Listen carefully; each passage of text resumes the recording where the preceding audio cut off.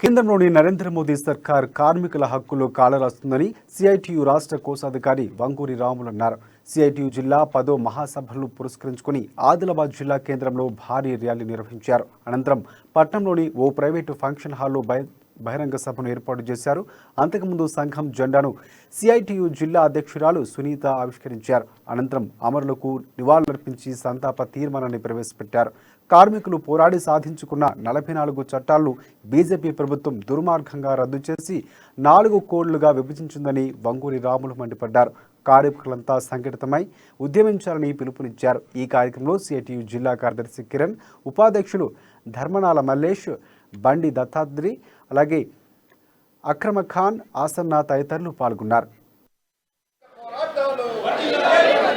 రేపు డిసెంబర్ 21, 22, 23 తేదీల్లో సిద్దిపేటలో మన రాష్ట్ర మహాసభ సిఐటియు రాష్ట్రం 4వ మహాసభ సిద్దిపేటలో నిర్వహించుకుంటున్నాం.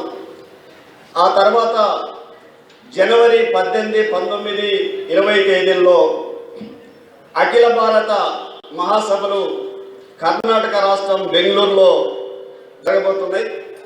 అంటే జనవరి 19న బెంగళూరులో భారీ ప్రదర్శన సభ జరుగుతుంది. అలాగే